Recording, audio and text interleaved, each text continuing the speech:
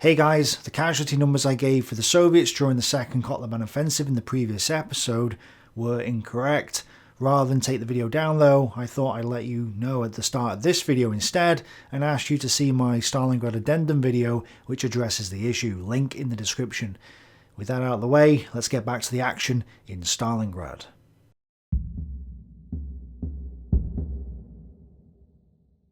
Overnight, on the 18th to 19th of September 1942, the blocking detachment of the 13th Guards Rifle Division, with some engineers and heavy machine guns attached, conducted a bank run. In the darkness, they crept up to the State Bank building, hoping to catch the German garrison by surprise. But the Germans spotted them and opened up, so the Soviets fired back and managed to suppress the Germans with a hail of automatic rifle and machine gun fire. Soviet engineers set their charges, and the explosion tore half the building down and silenced the garrison.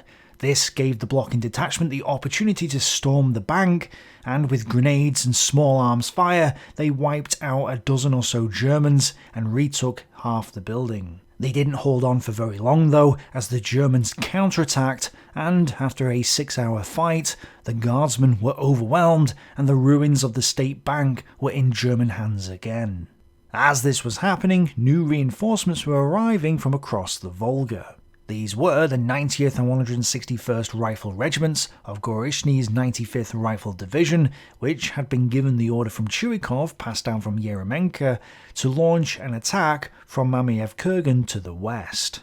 This was to support the second Kotluban Offensive going on to the north, in conjunction with an attack by Shumilov's 64th Army to the south. The problem was that the order had assumed that Mamaev Kurgan was in Soviet hands. It was not. The hill remained contested at best. Worse, the exhausted 112th Rifle Division's 416th Regiment was ordered to hold its line rather than participate in the attack, and the 137th Tank Brigade's 10 T-60 light tanks and a couple of hundred so-called dismounted tank troops weren't going to be of much use. Some of the KVs from 133rd Tank Brigade were officially subordinated to the 137th to support the attack, but none of them could be pulled out of the line near the two ravines. So 10 light tanks it was. There was also zero time to prepare for the attack, and the 95th Rifle Division's troops were inexperienced, so the results were predictable. At noon, the attack went in. Or, at least, attempted to do so. In fact, the Germans had spotted the Soviet build-up, and their artillery pounded the riflemen in their jumping-off positions before the attack had even begun, causing them a lot of wounded. We suffered heavy losses from bombs, shells and mortar rounds despite the almost continuous work of our machine guns. At times, it seemed to us that the Germans could not be defeated. The hill, Mamayev Kurgan, almost on all its slopes and the top, was densely covered with corpses. In some places, in order to lie on the ground, one had to move 2 or 3 bodies. They quickly began to decompose, emitting a horrible odour. But we had no choice. We had to ignore this problem and lie down in order to occupy suitable positions. And this is no exaggeration. There were worse accounts than this. Some I probably can't repeat on YouTube. The men were stressed out and took to downing their vodka rations to relieve the stress. Because of the high daily losses, there was a discrepancy between the amount of vodka issued and the number of men able to receive it, and it was always possible to get more. There were some guys downing half a litre a day. They just wanted all the stress to go away. But drinking that amount was always fatal. You lost your sense of danger and the ability to fight properly. It also wasn't just the Soviets who seemed to have taken to the bottle. Most of the German soldiers appeared to be drunk and threw themselves in a frenzy at the summit.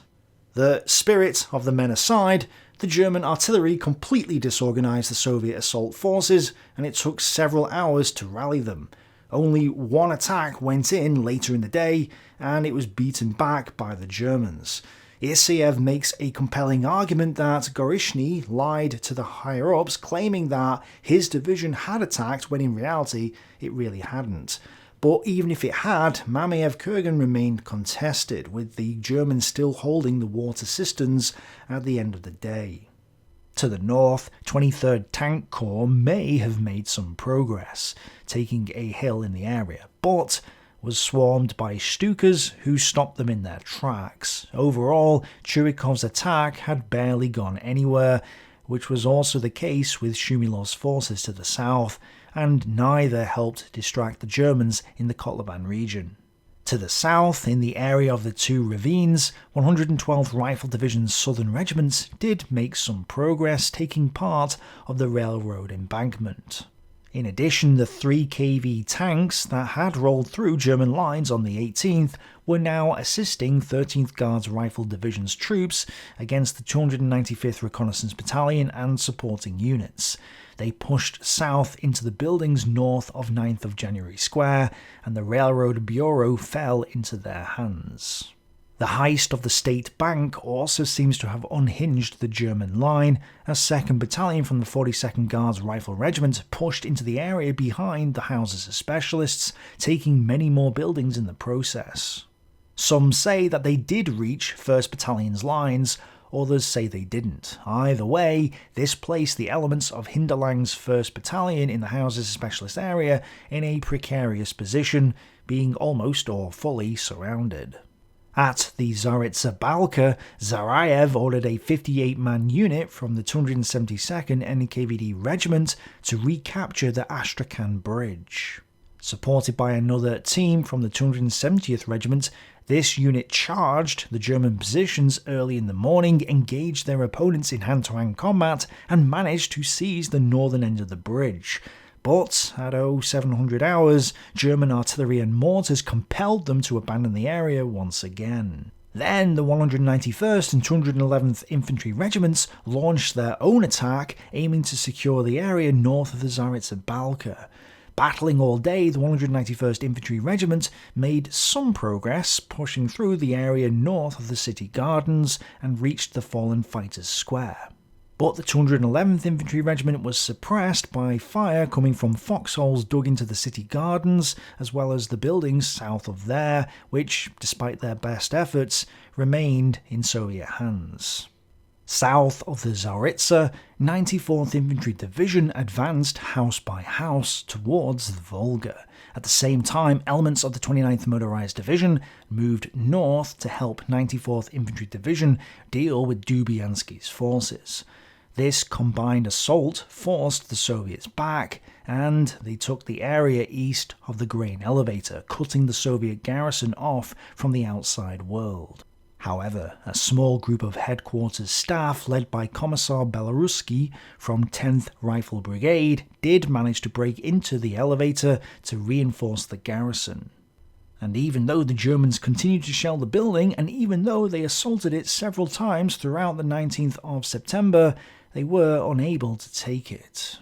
North of the city, the 2nd Kotluban Offensive continued to fail, because even though they successfully retook the important hill 154.2 from the Germans, they lost it again after a counterattack by 60th Motorized Division. This was perhaps why Stalin instructed Zhukov to move the attack to another area, because this one wasn't working. So Zhukov and Yeremenko quickly drew up a new plan to shift 1st Guards Army's axis of attack to the west in the area along both banks of the Kotluban Balka. Yeremenko insisted that Moskalenko maintain pressure against the Germans at 564th Kilometer Station for now, and while he was doing this he would receive several new divisions taken from 4th Tank and 21st Armies. Moskalenko was then told to begin the new phase of his offensive on the 23rd of September. So the Soviets would just be killing time until then. And as the 20th rolled in, the Soviets maintained the pressure, and Churikov realised that there was now no point in trying to distract or draw German forces away from the north. But he was under orders to attack, so with no choice, he ordered his forces onto the offensive once again. The 269th Regiment of the 10th NKVD Rifle Division was sent to reinforce the 9th Motorized Rifle and the 189th Tank Brigades of 23rd Tank Corps, but even with this support, they didn't get very far. The fighting raged on Mamaev Kurgan, with the Germans launching their own assault on the hill. Gorishny's 3rd Regiment, the 241st, had just managed to cross the Volga and could reinforce the Soviets there, but Chuikov instead ordered it to a defensive position at the Bani Ravine. Thus, the attack on Mamaev Kurgan continued to be a stalemate and nothing other than a bloodbath. There were many wounded, some of who came off the battlefield without any means of carriage. They brought in the body of Ivan Vasilovich Rudnev, commander of the 161st Regiment. We heard the continuous whistles of bullets and the rattling of machine guns. When our men went into hand-to-hand combat, the cries of "Ura" rang out. Everything was on fire all around us. 112th Rifle Division's 2 southern regiments went nowhere within their ravines, and as the chaos within the city centre continued, the Soviets once again tried to retake the bridge across the Tsaritsa. They weren't able to do anything though, as German shells and mortar bombs compelled them to keep their heads down. Then the 211th Infantry Regiment of the 71st Infantry Division inched forwards through the gardens and the theatre area. They placed Rodimtsev's headquarters under fire, killing some of 62nd Army's runners who were sent to deliver messages to the guardsmen. Dragan's men, still holding onto the nail factory and nearby areas, saw the Germans regrouping and preparing to launch another attack. They readied their anti-tank rifles and Molotov cocktails, but the attack didn't come. Then, a local woman called Maria Vadanaya crossed through the German lines to warn Dragan that the Germans were indeed preparing for a tank attack. Kologanov wrote a now infamous note to his battalion commander Fedosiev saying that they were almost surrounded and that, while he was still alive, Fritz would have no success. "The vermin shall not pass." South of the Tsaritsa, the 92nd Naval Rifle Brigade successfully held against the 94th Infantry Division, allowing the various formations around Dubyansky to flee to the north. Just to note, Chuikov had ordered them to withdraw, so this wasn't a violation of Order 227. That said, because the 267th and 276th Infantry Regiments had moved forwards, the 101st Regiment of Dubyansky's division was surrounded and was unable or unwilling to retreat. They would stay there as Dubyansky's main forces moved to the Volga. At this point, the central landing stage was a disaster zone. Wounded weren't being picked up, and there weren't any doctors, so local women were having to tend to the wounded as best they could. In the confusion of the night, ammunition had been unloaded on the shore, but it hadn't been collected and distributed. It just lay on the bank and was hit by the artillery and mortar fire that blasted the area, destroying a lot of it. In fact, this wasn't the first time this had happened. 13th Guards Rifle Division's supplies had been blown up on the 18th as well in the same fashion. Chuikov had to order his units to move the ammunition further inland or hide them in grooves in the ground so as to prevent this happening again. Chuikov gives hints of this in his book. Small units ferried across during the night to the right bank had to be deployed and established in position straight away during the night, and supplies had to be distributed to the troops, otherwise they would have been bombed and destroyed.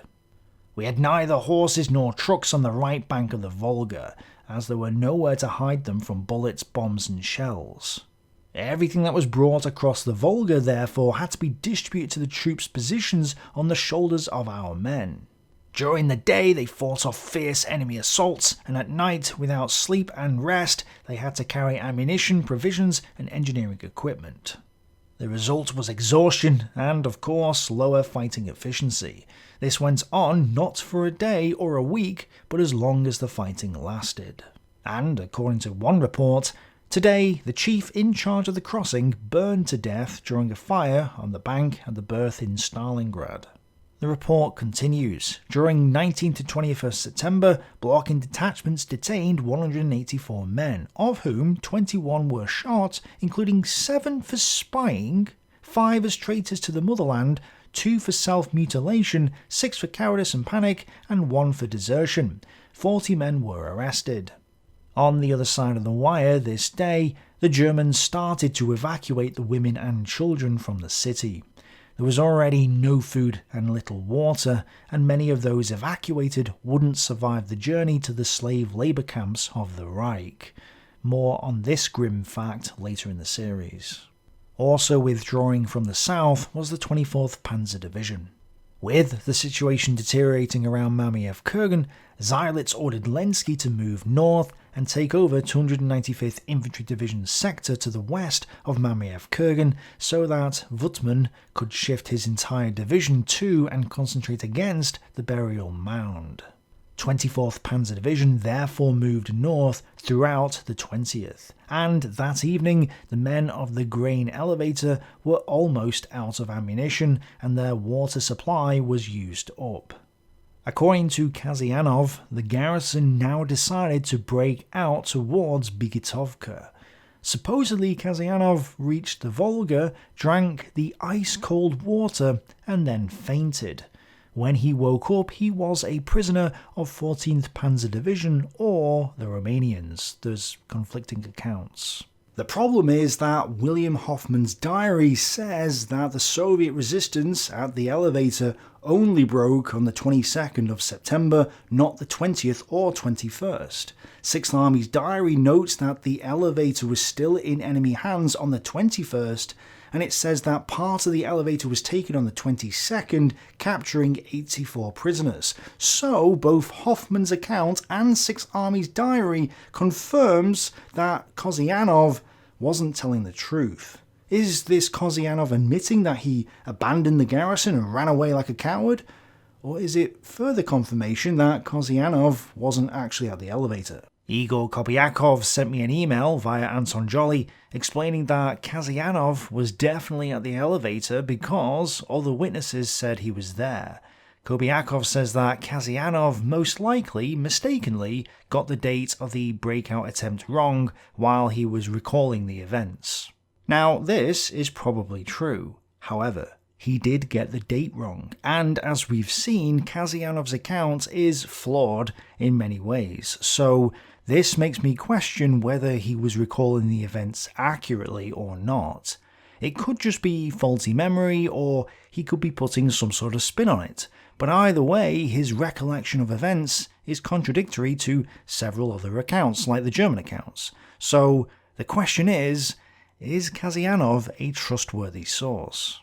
Not sure, but we're going to remove Kasyanov from the picture and say that, for now, the garrison at the elevator, just like the rest of Churykov's army, continued to hold on. Churyakov saw how the 95th Rifle Division hadn't been enough to turn the tide on Mamaev Kurgan. Even with a whole new division, the hill remained contested, and so if he wanted to take it, then he would need even more troops in the area. Luckily, he had just received Batyuk's 284th Rifle Division, which now prepared to cross the Volga overnight on the 20th to 21st of September, with orders to launch another attack against the hill. And since Churyakov was sending reinforcements into the city, it's clear that if Paulus also didn't get reinforcements, then the tide of battle would turn in favour of the Soviets. Luckily for the Germans, Colonel General Dimitrescu, commander of the 3rd Romanian Army, visited 6th Army's headquarters to speak with Paulus. They discussed the takeover of Romanian forces on the Don front as more divisions arrived in the area. This would relieve the 113th Infantry Division, which was about to be sent east, and had already relieved the 100th Jaeger Division, which now reached the Rashoshka River area. 6th Army's command now finally accepted that further attacks in Stalingrad were impossible unless they sent the 100th Jaeger Division into the city. In Stalingrad, because of stubborn enemy resistance, the advance has stalled. The strength of infantry has been quickly depleted in heavy street fighting. Further attack is impossible without reinforcement by new troops from the west. The next day, the army group reports that 100th Jaeger Division is sent to participate in the battles in Stalingrad. It should be noted that the army group, meaning von Weichs, was clearly involved in the idea to reinforce Stalingrad, so this wasn't Paulus's decision alone. Yet, the German official history says it wasn't either of them. Hitler's reaction, the transfer of 100th Jaeger Division from the Sirotinskaya area to Stalingrad, held back at the former place only a day previously, illustrates a dilemma typical of the German conduct of operations ever since Directive No. 45. Well, it was Paulus and von Weich's decision to transfer 100th Jaeger Division to Stalingrad, not Hitler's. So if Hitler got involved, clearly Paulus and Weich's were in agreement, not in opposition. It then goes on. The almost complete lack of reserve divisions left the command no other option than to plug one hole by tearing open another. While it is true that Führer Order No. 45 caused problems, the way that the German official history describes the situation here is clearly false. Rather than tearing open holes in the line, the Axis were moving an entire army to the Don. The 3rd Romanian Army was relieving German divisions and allowing them to move east. So this wasn't a case of a complete lack of reserve divisions and tearing holes in the line. They were moving an entire army into the area. Yes, they weren't German divisions, but this move freed up 2 German divisions, both of which were moved east, one to Stalingrad, one to the Kotluban area. Thus, it is wrong to say that they were tearing open holes in the line or that there were no reserve divisions. It's also wrong to only blame Hitler for placing Romanian troops on the Don, since Halder and von Weich's were clearly involved in this decision as well. More on this later. So, the official German history really gives the wrong impression here in its quest to blame Hitler and keep von Weich's and Halder out of the spotlight. Anyway, on the 21st of September 1942, in the centre of the city, some of the Soviet units reached the railway line. But a German Kampfgruppe, supposedly with 20 tanks, based on Soviet accounts, but more likely 14 Stugs, pushed the 2nd Battalion of the 34th Regiment back. They re-established contact with German forces in the Houses of Specialists before being halted by substantial counterattacks. The Soviet 2nd Battalion was reduced to a handful of men, so the resistance mainly came from the 45mm anti-tank guns of 4th Tank Destroyer Battalion. The spotters were in the buildings above the guns, pointing out where the German vehicles were. School Building No. 6 became a battleground again, with 2 Stugs assaulting it, while another Stug reached the brewery, where it was set alight by Molotov cocktails thrown from inside. As this was happening, German artillery pounded Dragon's men in the nail factory area. Then a 2nd Kampfgruppe of 150 infantry and 9 Stugs attacked, although Soviet accounts say it was 10 Stugs. The pressure was overwhelming, 1st Battalion was surrounded, then split in 2. Dragon assumed command of one pocket, while Fedosiev commanded the other. The Germans had cut us off from our neighbours. The supply of ammunition had been cut off. Every bullet was worth its weight in gold. I gave the order to economise on ammunition, to collect the cartridge pouches of the dead and all captured weapons. Just to note, the reason I say that the number of Stugs is lower than the Soviet accounts is partly because the Soviets were guessing at the number, but also because we know that the 244th and 245th Sturmgeschütz battalions only had 9 and 14 operational vehicles at this time. Therefore, assuming they moved all their Stugs into the area, which is certainly possible, it's more likely that it was 9 and 14 Stugs, not 10 and 20. Then again, the rest of the tanks could have been half-tracks, so there may have been 10 and 20 vehicles, just not all tanks or assault guns. Taking advantage of the momentum, the 194th Infantry Regiment moved into the buildings south of the Houses of Specialists. They took the Palace of Culture, which is this building here.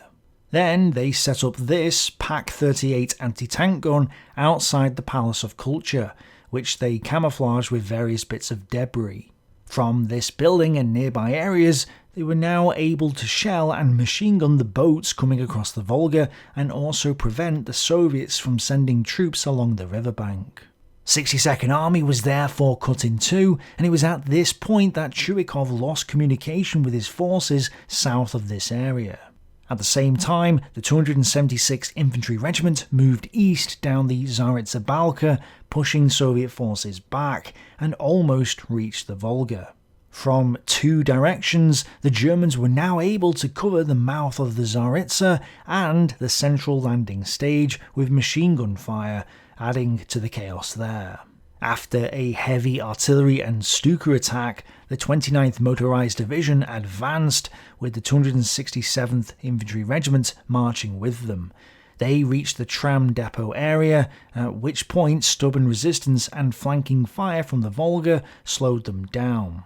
The remaining 70 men of the 101st Regiment of 35th Guards Rifle Division continued to hold on in encirclement, but then a messenger from Dubyansky arrived, ordering them to break out towards the Tsaritsa.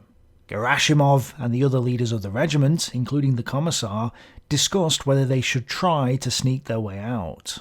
I rejected the idea of having the staffs leave in groups. That would be the end of whatever fighting strength we still had. We decided to fight our way out, using the element of surprise to underpin our plan of action.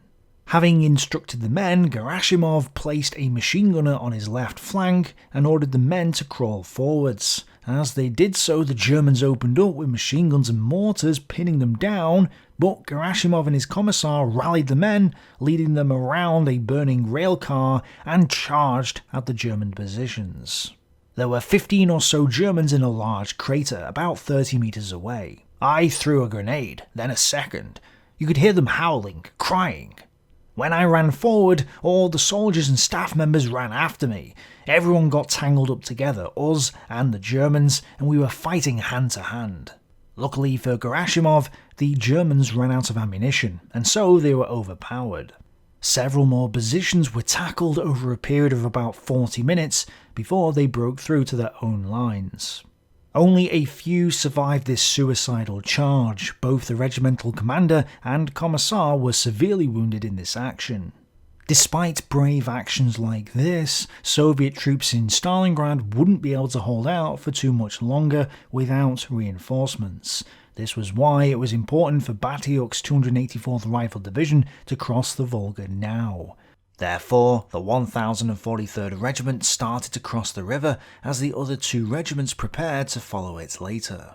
At Mamaev Kurgan, the 90th and 161st Regiments of 95th Rifle Division and the 416th Regiment of 112th Rifle Division assaulted and captured the northern slope of the hill, pushing the German units in the area back from there. But heavy German fire caused horrific casualties in the Soviet ranks, as this account from a Soviet nurse makes clear. They carried in a wounded soldier whose entire face was bandaged. The nurse carefully removed the dressing, and we saw a wide, lacerated wound that encompassed the entire upper portion of his face, where his eyes and upper portion of his nose had been. We stood there and looked at him, and could not summon the strength to work the wound, or even look away from it. Suddenly the wounded soldier asked, "Doctor, will I be able to see?" What response do you give a person who, at age 18, will be blind for the rest of his life and never see anything again? What could I say? I gathered up all my strength and said, "One of your eyes will not see, and the second, I don't know.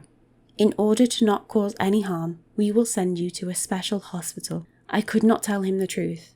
Let them tell him later, when they had the time to prepare him for what someone more artful might say. I did not have the strength for this. This was when the bulk of 24th Panzer Division arrived in the Mamayev Kurgan area. From the division's engineer and anti-tank battalions, it formed Kampfgruppe Zaltzer, which moved to the division's left wing.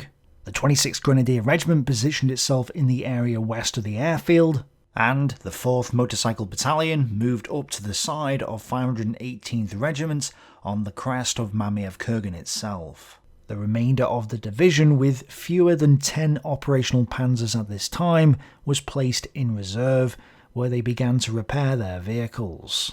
The division received some replacements from Germany, it's not clear how many, but Jason DeMark, in his book Death of the Leaping Horseman, says that these had little time to get used to the conditions at the front before they were in action again, and these few replacements wouldn't make up for the losses that the Germans had taken up to now. In fact, the casualty numbers are staggering, as we're about to find out. At the end of Paulus's first assault on Stalingrad, both sides were bleeding heavily. Between the 11th and 20th of September, Seilitz's 51st Army Corps had lost a total of 2,849 men. It's worth noting that some of these were lightly wounded and would stay with the troops, but even still, it's a lot of casualties. 29th Motorised Division reported on the 15th of September that they had over 4,000 vacancies within the division. By mid-September, they had taken 5,898 casualties in the previous 11 weeks of combat, and were also down to just 9 operational panzers, 2 of them being Panzer IIs. The 24th Panzer Division had suffered 1,714 casualties between the 27th of August and the 19th of September. 359 of these were killed, and 882 of these men were only lightly wounded and would continue to fight. They had, therefore, only taken 832 permanent losses, but even still it's clear that they were suffering. The 94th Infantry Division had lost 1,597 men between the 25th of August and the 22nd of September. Using Maclean's numbers to compare with Seilitz's corps, the number of casualties for the 3 divisions of 48th Panzer Corps fighting in the city, so not including 14th Panzer Division, comes to 2,588 men lost between the 11th and 20th of September. Overall losses in 6th Army's divisions for the period of the 21st of July, so the beginning of the battle, to the 31st of August, not including 22nd Panzer Division or the 48th Panzer Corps, comes to 38,553 men. By the 9th of September, these 6 army divisions were short by a total of 52,899 men. That's basically 3 divisions. Glantz says that from the initial 80,000 men and 100 tanks and assault guns on the 13th of September in Paulus's attacking force on the city, so 51st Army and 48th Panzer Corps, just 65,000 men and less than 25 tanks remained on the 26th of September. He also notes that no more than 40,000 of these were actual combat troops. The Soviets had also lost a substantial number of men, with tens of thousands having been killed in the Kotluban offensives alone. In fact, if they lost roughly 80,000 men in the first Kotluban offensive and another 88,000 in the second, to the 30th of September, then in total for the first and second Kotluban offensives, they lost 168,000 men, which is more than all the German losses sustained in Army Group B alone from July to mid-November 1942. 156,265 men. I don't have statistics for the total number of men killed on the Soviet side for this period, and it's beyond my ability to calculate them, but it was substantially higher than the Germans, which is why Soviet divisions in the 62nd Army were mere shadows of their former selves. By this point, 35th Guards Rifle Division was down to less than 150 men, and the 10th Rifle Brigade had about 200 men. Glantz says that Chuikov had lost 69 of his original 100 tanks. Of the original 54,000 men in the 62nd Army prior to the city fight, 51,000 men remained. But that was only because the Soviets had sent in 40,000 replacements. This suggests that Chuikov had lost 43,000 men between the 13th and 26th of September. If this is the case, and I'm not sure if it is, but it could be, then the Germans had lost between 7,000 and 15,000 men so far fighting in the city, while the Soviets had lost 43,000. That's a ratio of roughly 3 or 6 to 1 for the city fight. Regardless of the actual number though, it's clear that the Germans were inflicting more losses on the Soviets. And, on the surface at least, it appears that the Germans have a major advantage at this time when it comes to manpower. Looking at the broad numbers for both armies, 62nd Army had a total of 51,000 men at this time, while the 6th Army had roughly 65,000 men facing Stalingrad, although some still say 80,000 men. To break it down even further, Zajlitz's 51st Army Corps had 30,500 men, with 9,500 in each of the 71st and 389th Infantry Divisions, and 10,500 men in the 295th Infantry Division. It's worth noting that a typical German infantry division at this time should have had 17,700 men, so they were massively under strength now. Kemp's 48th Panzer Corps had 40,000 men, with 15,000 in 24th Panzer Division, including attached units, 11,000 in 29th Motorized Division, and 14,000 in 94th Infantry Division. And Huber's 14th Panzer Corps had 31,500 men, although not all of them were facing the city. Anton Jolly says only about 9,500 men of this corps faced the city, bringing the total facing the city to 80,000 men. It's important to note though that Glan says the number was actually 65,000 men at this time, and Anton Jolly lists 73,000 in his Stalingrad Battle Atlas, so 80,000 is probably too high. And either way, this was their ration strength, not the number of soldiers within each division. For example, 24th Panzer Division had a total ration strength of 15,143 on the 21st of September 1942. This includes several attached battalions that were subordinated to the division. But the combat strength, meaning the soldiers fighting on the front line, was just 8,536 men. Therefore, when trying to assess why the Germans were struggling against Soviet forces weaker than they were, we have to consider that not all the men in the divisions were fighting on the front line. If we take apart the 71st Infantry Division, Igor Kobiakov says that its 3 regiments had about 450 soldiers in each. This is a total of 1,334 men, not 9,500.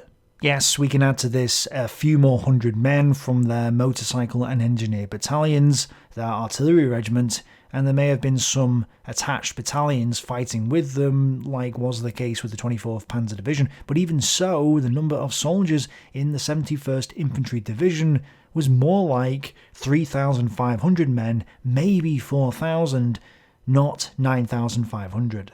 If we use the combat versus ration strengths of 24th Panzer and 71st Infantry Divisions as a guide for the rest of the divisions, it paints a very telling story. The 389th Infantry Division had the same ration strength as 71st Infantry Division, which was 9,500 men.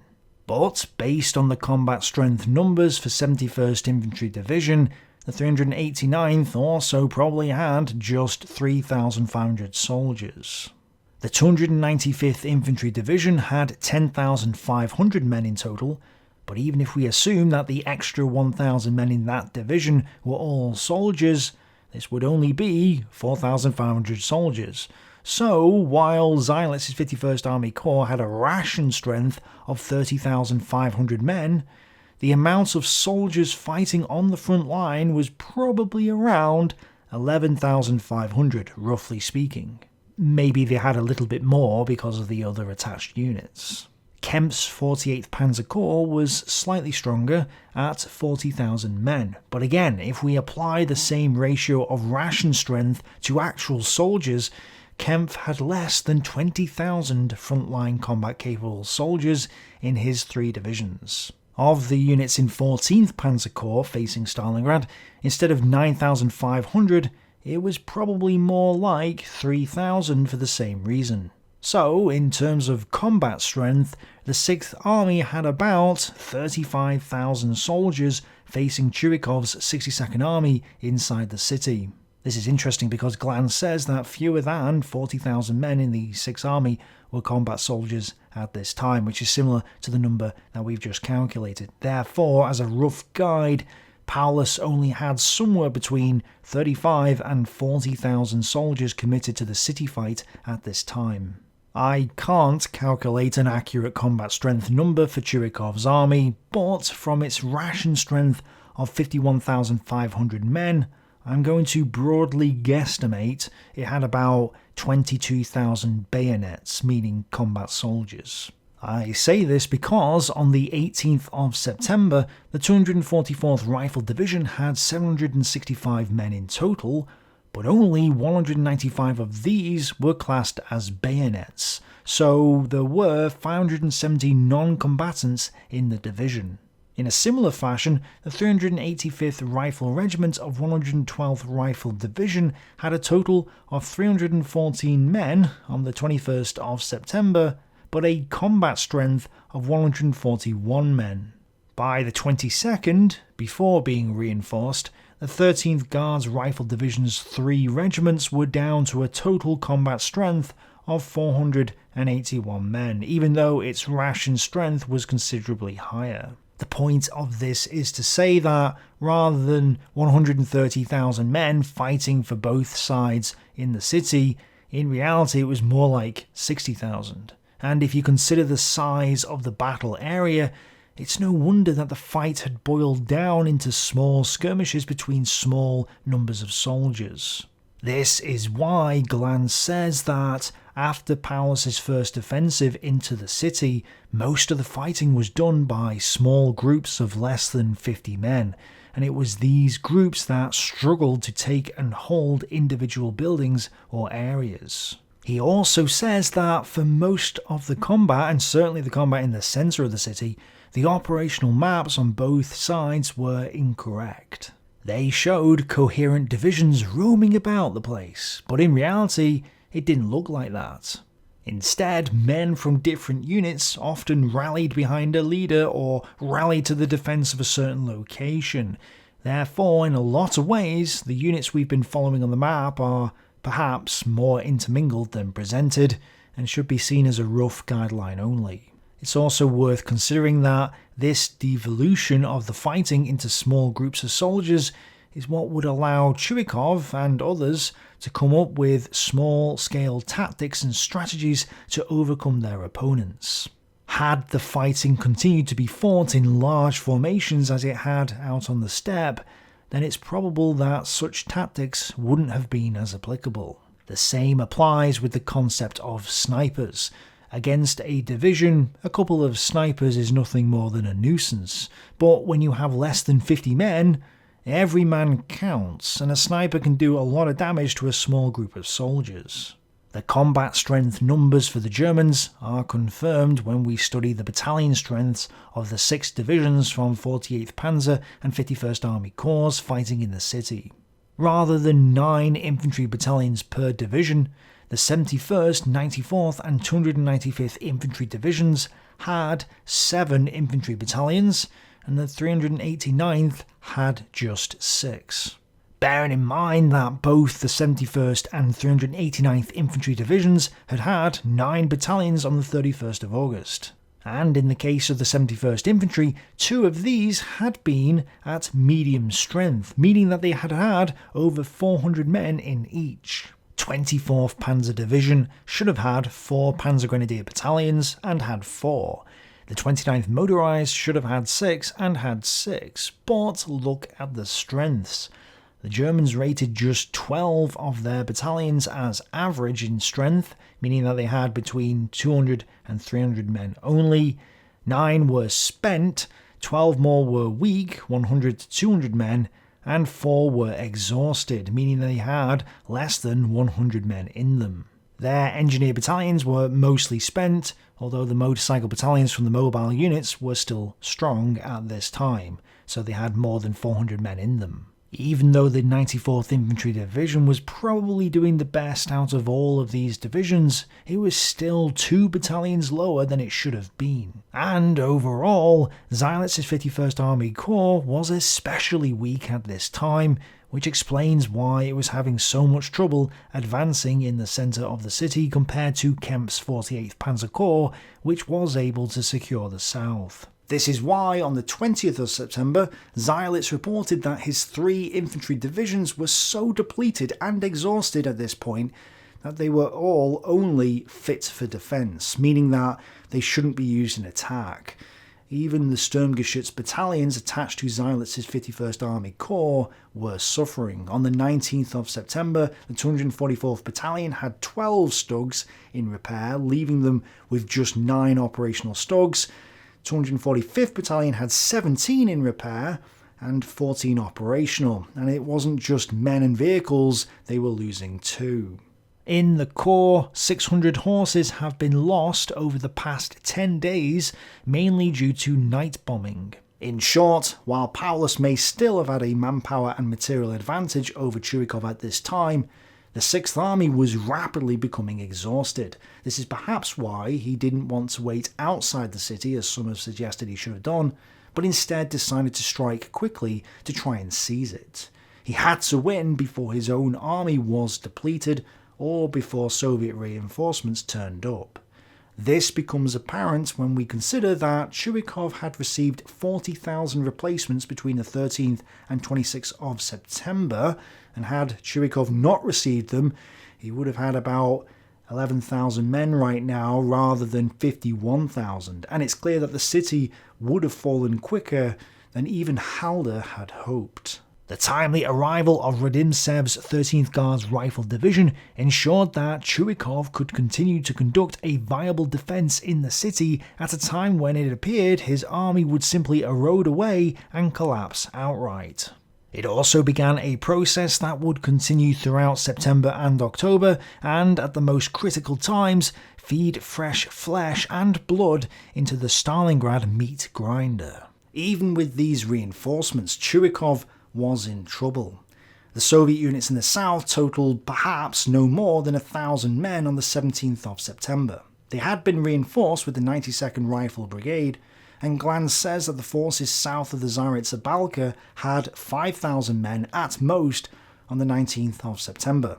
I'm actually surprised that the 94th Infantry Division, which had around 14,000 men on the 20th of September, was struggling against them, especially when there were 2 other divisions in the area, 24th Panzer with 8,000 men and 29th Motorized with 11,000. Sure, German forces were depleted, but why couldn't they take out a Soviet force that they clearly outnumbered and were vastly superior in strength against?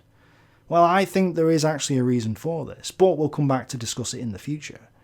For now, what's important to note is that if Paulus wants to take the city, he has to do it now before his army loses the last of its strength. This was why it was vital for 3rd Romanian Army to move to the Don, freeing up 2 German divisions, and why Paulus needed to send in the 100th Jaeger Division as soon as possible. The question is, would this be enough? Would one more division turn the tide of battle in Paulus's favour? We'll find out soon. Thanks for watching. Bye for now.